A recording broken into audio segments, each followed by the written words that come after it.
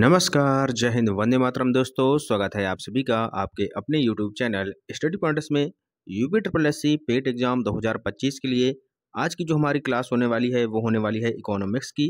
और top 25 question आज हम यहाँ पर डिस्कस करने वाले हैं विथ डिटेल के साथ। तो वीडियो को बहुत ही ध्यान से देखिएगा।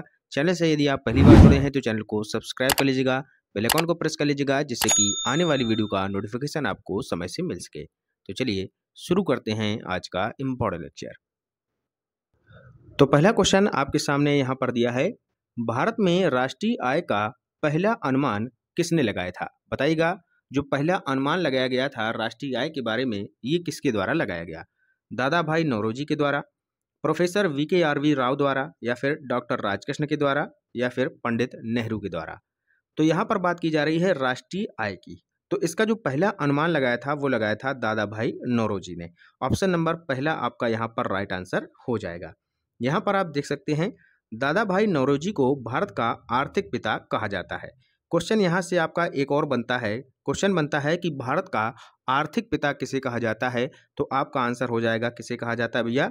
दादा भाई नौरोजी को कहा जाता है। ठीक है, उन्होंने 1868 में poverty and un British rule in India पुस्तक में राष्ट्रीय आय का पहला अनुमान लगाया था।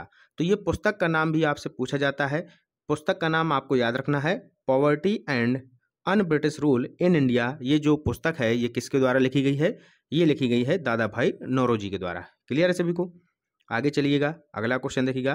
क्वेश्चन नंबर दूसरा, GDP का पूरा नाम क्या है? बताइएगा, GDP का पूरा नाम क्या है? बहुत ही सिंपल है, gross domestic product. Option number पहला ग्रॉस डोमेस्टिक प्रोडक्ट इसका राइट आंसर हो जाएगा। ठीक है, सकल घरेलू उत्पाद। GDP किसी देश की सीमाओं के भीतर एक निश्चित समय अवधि, यानी कि आमतौर पर 1 वर्ष यहाँ पर जोड़ा जाएगा। तो क्या कह रहा है कि GDP किसी देश की सीमाओं के भीतर एक निश्चित समय अवधि में उत्पन्न सभी अंतिम वस्तुओं और सेवाओं के कुल मौद्रिक मूल्य को दर्शाता है। ठीक है, क्लियर है? आगे देखिएगा, अगला क्वेश्चन बहुत ही अच्छा क्वेश्चन है। हरित क्रांति, हरित क्रांति का मुख्य उद्देश्य क्या था? तो सबसे पहले आप लोग बताइएगा कि हरित क्रांति का जनक किसे कहा जाता है। ठीक है, बताइएगा हरित क्रांति का जनक किसे कहा जाता है? तो ये कहा जाता है किसको भैया? नॉर्मन बोरलॉग को। ठीक है, वर्ड में अगर हम बात करें तो नॉर्मन, नोट कर लीजिएगा, नॉर्मन बोरलॉग को यहाँ पर हरित क्रांति का जनक माना जाता है। ठीक है, यहीं पर एक क्वेश्चन और बनता है, अगर आपसे पूछा जाए कि भारत में हरित क्रांति का जनक किसे कहा जाता है, तो वो कहा जाता है MS स्वामीनाथन को। किसे कहा जाता है भैया? MS स्वामीनाथन। याद रखेंगे, MS स्वामीनाथन को भारत में हरित क्रांति का जनक कहा जाता है। ठीक है, तो यहाँ पर क्वेश्चन क्या कह रहा है? क्वेश्चन कह रहा है कि हरित क्रांति का जो मुख्य उद्देश्य है वो क्या था? तो हरित क्रांति का जो मुख्य उद्देश्य है वो क्या था, ये आपसे पूछा गया है। तो इसका उद्देश्य था खाद्यान्न उत्पादन बढ़ाना। ठीक है, ऑप्शन नंबर बी आपका राइट आंसर हो जाएगा। क्लियर है? हरित क्रांति का उद्देश्य गेहूं और चावल जैसी फसलों के उत्पादन को वैज्ञानिक तकनीकों, यानी कि उर्वरकों और उच्च उपज किस्मों से बढ़ाना था। इससे भारत खाद्यान्न में आत्मनिर्भर हुआ। ठीक है, अगला क्वेश्चन देखिएगा, RBI के बारे में क्वेश्चन है, भारतीय रिजर्व बैंक की स्थापना कब हुई थी? बहुत ही सिंपल क्वेश्चन है। तो RBI की जो स्थापना है ये कब हुई थी बताइएगा सभी लोग। RBI की स्थापना की बात करें तो 1 अप्रैल 1935 को। ठीक है, 1 अप्रैल 1935, ऑप्शन नंबर पहला इसका राइट आंसर हो जाएगा। क्लियर है? अगला क्वेश्चन, मुद्रास्फीति, यानी इसको हम बोलते हैं इंग्लिश में इन्फ्लेशन। तो इन्फ्लेशन का अर्थ क्या है, ये आपसे पूछा गया है। बताइएगा मुद्रास्फीति का अर्थ क्या होता है? पूछा गया है कि इन्फ्लेशन का अर्थ क्या होता है। बताइएगा 4 ऑप्शंस में से क्या आपका सही होगा। यहाँ पर क्वेश्चन नंबर 5वें का राइट आंसर क्या हो जाएगा? तो मुद्रास्फीति का मतलब होता है वस्तुओं और सेवाओं के दाम बढ़ना। ठीक है, यानी कि महंगाई होना, वस्तुओं और सेवाओं के दाम बढ़ जाना, ये आपका कहलाता है मुद्रास्फीति। क्लियर है? आगे देखिएगा, अगला क्वेश्चन बहुत ही अच्छा क्वेश्चन है, भारत में योजना आयोग की स्थापना कब हुई थी? बताइएगा योजना आयोग की स्थापना कब हुई थी? बहुत ही अच्छा क्वेश्चन है। अब ये योजना आयोग आपका बंद हो चुका है, इसके स्थान पर आपका नीति आयोग आ चुका है। ठीक है, तो आपको बताना है योजना आयोग की स्थापना कब हुई थी। तो ये हुई थी 15 मार्च 1950 को। ठीक है, 15 मार्च 1950 को योजना आयोग की स्थापना होती है। ऑप्शन नंबर पहला इसका राइट आंसर हो जाएगा। ठीक है, अब ये जो संस्था है ये आपकी बंद कर दी गई है। ठीक है, इसके स्थान पर आपकी लाई गई है कौन सी? नीति आयोग। ठीक है, नीति आयोग आपकी आई है। अब आपसे पूछा जाता है कि नीति आयोग की स्थापना कब हुई। अगर आपसे पूछा जाए कि नीति आयोग की स्थापना कब हुई, तो ये हुई है बच्चों 1 जनवरी 2015। 1 जनवरी 2015। नीति आयोग के यदि आपसे पूछा जाए अध्यक्ष कौन है, तो नीति आयोग के अध्यक्ष होते हैं पीएम यानी कि प्रधानमंत्री नरेंद्र मोदी। ठीक है, क्लियर है। अगला क्वेश्चन, क्वेश्चन नंबर 7वां। क्वेश्चन कह रहा है कि भारत में मुद्रा आपूर्ति को कौन नियंत्रित करता है। बहुत ही अच्छा क्वेश्चन है, बताइएगा भारत में मुद्रा आपूर्ति को कौन नियंत्रित करता है। तो ये करता है भारतीय रिजर्व बैंक। ठीक है, कौन करता है? आरबीआई। कौन करता है भैया? आरबीआई करता है। ऑप्शन नंबर बी इसका राइट आंसर हो जाएगा।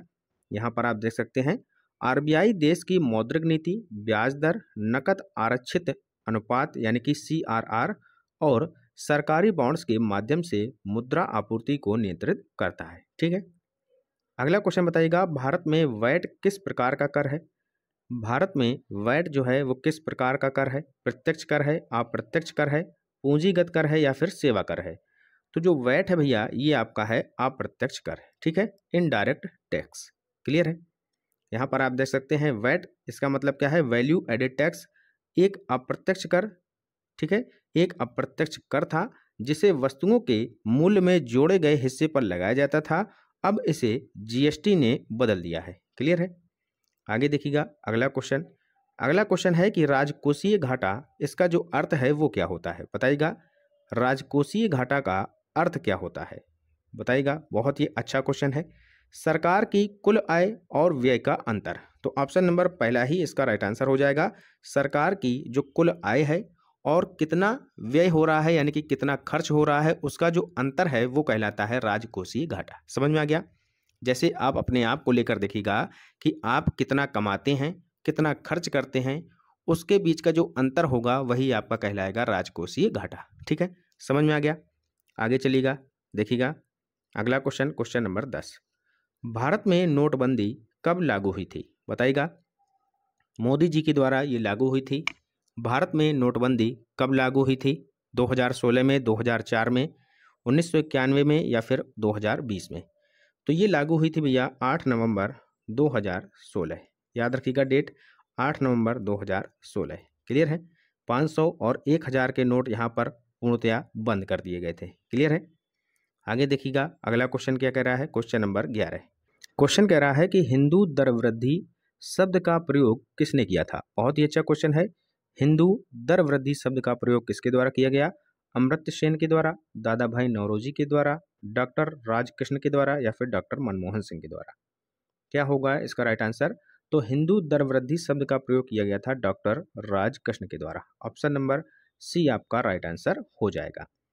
कब किया गया देखिएगा, 1970 के दशक में भारतीय अर्थव्यवस्था की धीमी विकास दर को हिंदू दर वृद्धि कहा गया था। यह शब्द अर्थशास्त्री डॉक्टर राजकृष्ण ने दिया था। क्लियर है, आगे देखिएगा अगला क्वेश्चन, क्वेश्चन नंबर 12। भारत में प्रत्यक्ष कर का सबसे बड़ा स्रोत कौन सा है, बताइएगा। डायरेक्ट टैक्स का सबसे बड़ा स्रोत कौन सा है? तो सभी को पता होगा ये है आपका कारपोरेट टैक्स। ऑप्शन नंबर पहला आपका राइट आंसर हो जाएगा। ठीक है, अगला क्वेश्चन बहुत ही अच्छा क्वेश्चन है। स्टैगफ्लेशन का अर्थ क्या है, बताइएगा। स्टैगफ्लेशन का क्या अर्थ है? बहुत ही अच्छा क्वेश्चन है, बताइएगा। स्टैगफ्लेशन का क्या अर्थ है? बेरोजगारी और मुद्रास्फीति दोनों का होना, केवल बेरोजगारी बढ़ना, केवल मुद्रास्फीति बढ़ना या फिर विदेशी मुद्रा का बढ़ना। क्या होगा इसका राइट आंसर? तो स्टैगफ्लेशन कहलाता है बेरोजगारी और मुद्रास्फीति दोनों का होना। ऑप्शन नंबर ए आपका राइट आंसर हो जाएगा। ठीक है, देख लीजिएगा यह स्थिति कैसे बनती है। स्टैगफ्लेशन वह स्थिति है जब अर्थव्यवस्था में उत्पादन घटता है, बेरोजगारी बढ़ती है और साथ ही कीमतें भी बढ़ती हैं। ठीक है, क्लियर है सभी को? अगला क्वेश्चन देखिएगा, विश्व व्यापार संगठन WTO की स्थापना कब होती है, बताइएगा। विश्व व्यापार संगठन WTO इसकी जो स्थापना है ये कब होती है, बताइएगा। बहुत ही अच्छा क्वेश्चन है। और इसका जो हेडक्वार्टर है यानी कि आपको यहाँ पर क्या बताना है, इसकी स्थापना बतानी है और इसका जो मुख्यालय है वो कहाँ पर है ये भी आप लोग बताइएगा। किसका भैया? विश्व व्यापार संगठन, ठीक है। WTO की स्थापना कब होती है? तो ये होती है 1 जनवरी 1995। कब होती है? 1 जनवरी 1995, ठीक है। 1 जनवरी 1995, ऑप्शन नंबर पहला इसका राइट आंसर हो जाएगा। और इसका जो हेडक्वार्टर है वो कहाँ पर भैया? जिनेवा में। जिनेवा में इसका हेडक्वार्टर है, यानी कि इसका मुख्यालय कहाँ पर है? जिनेवा में, ठीक है। और भी आपको हम बता देते हैं, जैसे कि आपसे पूछा जाए वर्ल्ड हेल्थ ऑर्गेनाइजेशन WHO, इसका भी आपसे अगर हेडक्वार्टर पूछा जाए तो कहाँ पर भैया? जिनेवा में है। याद रखिएगा कहाँ पर है? जिनेवा में है। इसके साथ साथ WTO का हो गया आपका, ठीक है। इसके साथ साथ ILO, इसका भी आपका हेडक्वार्टर कहाँ पर है? तो जिनेवा में है। तो इन सभी का हेडक्वार्टर जिनेवा में है, ये आपको याद रखना है। क्लियर है? अगला क्वेश्चन देखिएगा, GST से संबंधित है। क्वेश्चन कह रहा है कि GST भारत में कब लागू किया गया था? बताइएगा GST भारत में कब लागू किया गया था? तो ये किया गया था 1 जुलाई 2017 को। कब किया गया? 1 जुलाई 2017। ऑप्शन नंबर सी आपका राइट आंसर हो जाएगा, ठीक है। वस्तु एवं सेवा कर भारत में 1 जुलाई 2017 से लागू हुआ था। इसका उद्देश्य क्या था? विभिन्न अप्रत्यक्ष करों को एक साथ यानी कि एकीकृत करना, ठीक है। अगला क्वेश्चन देखिएगा, क्वेश्चन नंबर 16 क्या कह रहा है? भारत में 5 वर्षीय योजना, इसकी जो शुरुआत है किस वर्ष हुई थी? बताइएगा। जो पंचवर्षीय योजनाएं हैं उसकी शुरुआत कब हुई थी? तो पहली पंचवर्षीय योजना चलाई गई थी 1951 से 56 तक, ठीक है। कब हुई? 1951। क्लियर है सभी को? आगे देखिएगा अगला क्वेश्चन, अदृश्य निर्यात, इसका क्या अर्थ है? बताइएगा। इनविजिबल एक्सपोर्ट जो है इसका अर्थ क्या है? अदृश्य निर्यात का अर्थ क्या है, ये आपसे पूछा गया है। क्वेश्चन नंबर 17 का आंसर करिएगा सभी लोग। क्या होगा? तो ये होगा सेवाओं का निर्यात। सेवाओं का जो हम आदान प्रदान करते हैं वो कैसा है? अदृश्य होता है, ठीक है। क्लियर है सभी को? आगे देखिएगा, यहाँ पर आप देख सकते हैं, जब कोई देश सेवाएं जैसे कि पर्यटन, IT सेवाएं, बीमा, बैंकिंग का निर्यात करता है तो उसे अदृश्य निर्यात कहा जाता है, क्योंकि यह भौतिक वस्तु के रूप में दिखाई नहीं देती है। जैसे कि एक तरीके से पढ़ाना ले लीजिए, जैसे हम आपको पढ़ा रहे हैं तो एक ये अदृश्य है, ठीक है। तो इसमें किसी भौतिक वस्तु का लेन देन नहीं हो रहा है। क्लियर है? अगला क्वेश्चन है, बहुत ही अच्छा है, ओपेक, ठीक है। ओपेक संगठन का जो मुख्य रूप से किससे संबंधित है, ये आपसे पूछा गया है। ओपेक जो संगठन है ये मुख्य रूप से किससे संबंधित है? बताइएगा। ओपेक की स्थापना कब हुई थी? बताइएगा सभी लोग। और इसका हेडक्वार्टर कहाँ पर है, यानी कि मुख्यालय कहाँ पर है, ये भी आप लोग बताइएगा। तो सबसे पहले अगर हम बात करें ओपेक की, बहुत ही अच्छा क्वेश्चन यहाँ से बनता है। इसकी जो स्थापना है बच्चों ये हुई थी 1960 में। कहाँ हुई थी? 1960 में इसकी स्थापना कहाँ हुई थी? बगदाद, इराक में, ठीक है। इराक में इसकी स्थापना होती है, 1960 में होती है। अगर आपसे इसका हेडक्वार्टर पूछा जाए कि इसकी जो यहाँ पर जो मुख्यालय है ओपेक का वो कहाँ पर है, तो वो है आपका ऑस्ट्रिया की राजधानी वियना में, ठीक है। क्लियर है? वियना में ओपेक का क्या है भैया? हेडक्वार्टर है। 1960 में इसकी स्थापना होती है और इसका जो संबंध है वो किससे है? ये है तेल और पेट्रोलियम से, ठीक है। ऑप्शन नंबर बी आपका राइट आंसर हो जाएगा। क्लियर है? अगला क्वेश्चन देखिएगा, भारत में बेरोजगारी की किस प्रकार को कृषि में छुपी हुई बेरोजगारी कहा जाता है? बताइएगा। कैसे आपको पहचानना है? क्या है क्वेश्चन? ध्यान से पढ़िएगा कि भारत में बेरोजगारी की किस प्रकार को कृषि में छुपी हुई बेरोजगारी कहा जाता है, ये आपसे पूछा गया है। क्वेश्चन नंबर 19 का राइट आंसर क्या हो जाएगा? तो इसको कहा जाता है छुपी हुई बेरोजगारी, ठीक है। ऑप्शन नंबर सी आपको राइट आंसर हो जाएगा, ठीक है। अगला क्वेश्चन देखिएगा, क्वेश्चन नंबर 20, मानव विकास सूचकांक यानी कि HDI, ह्यूमन डेवलपमेंट इंडेक्स की गणना कौन करता है? बताइएगा। ह्यूमन डेवलपमेंट इंडेक्स की गणना कौन करता है? मानव विकास सूचकांक की यदि हम बात करें तो 2025 में इसकी जो रैंकिंग है, भारत का स्थान कौन सा है मानव विकास सूचकांक में? तो कौन सा है बताइएगा। भारत का है 130वां स्थान, ठीक है। कुल देश कितने हैं? तो भैया 193 देश, ठीक है। भारत की रैंक यहाँ पर पूछी जाती है, याद कर लीजिएगा, 130वीं रैंक है। और यहाँ पर पूछा गया है कि गणना इसकी कौन करता है, तो वो करता है UNDP, ठीक है। ऑप्शन नंबर सी आपका यहाँ पर राइट आंसर हो जाएगा। अगर हम बात करें UNDP की, ठीक है, UNDP की अगर हम बात करें तो इसकी स्थापना कब होती है? 1965 में होती है। इसका जो हेडक्वार्टर है वो कहाँ पर है? न्यूयॉर्क में। ये भी आपको याद रखना है, ठीक है।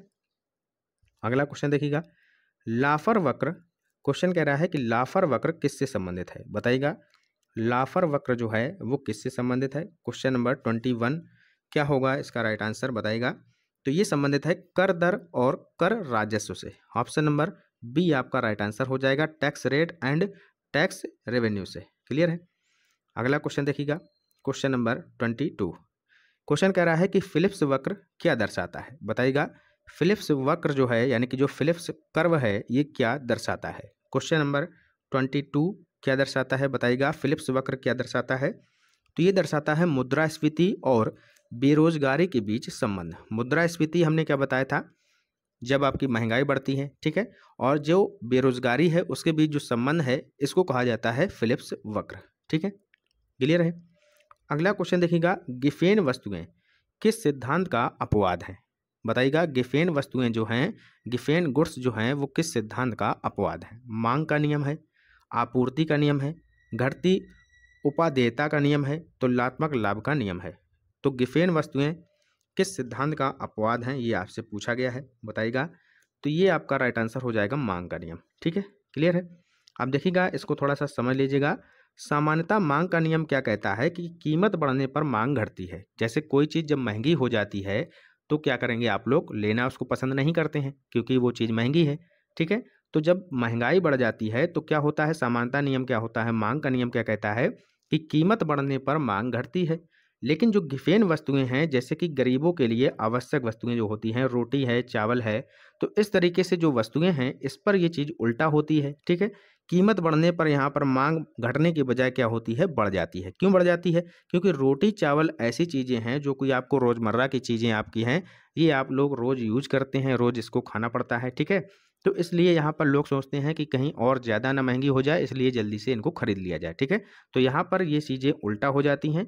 इस मांग के नियम में क्या हो जाता है कि कीमत बढ़ने पर यहाँ पर मांग बढ़ जाती है। क्लियर है। अगला क्वेश्चन देखिएगा, पिगू प्रभाव क्या है।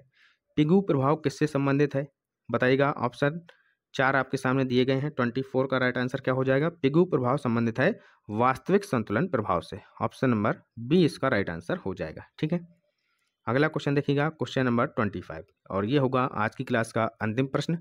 तुलनात्मक लाभ का सिद्धांत किस अर्थशास्त्री ने दिया था, बताइएगा। तुलनात्मक लाभ का जो सिद्धांत है ये किस अर्थशास्त्री ने दिया था, क्या होगा इसका राइट आंसर। तो ये दिया था डेविड रिकार्डो ने। ऑप्शन नंबर बी आपका यहाँ पर राइट आंसर हो जाएगा। क्लियर है। यहाँ पर आप देख सकते हैं डेविड रिकार्डो ने कहा कि प्रत्येक देश को उस वस्तु के उत्पादन में विशेषज्ञता हासिल करनी चाहिए जिसमें उसका तुलनात्मक लाभ हो। ठीक है, क्लियर है। तो ये सारी चीज़ें आपको बताइएगा कैसी लगी। इन 25 क्वेश्चंस में से आपने कितने सही किए ज़रूर हमें बताइएगा, और वीडियो आपको कैसा लगा ये भी आप हमें कमेंट बॉक्स में बताइएगा। तो मिलते हैं अगले इंपॉर्टेंट लेक्चर के साथ, तब तक के लिए good bye, have a nice day, जय हिंद, जय भारत।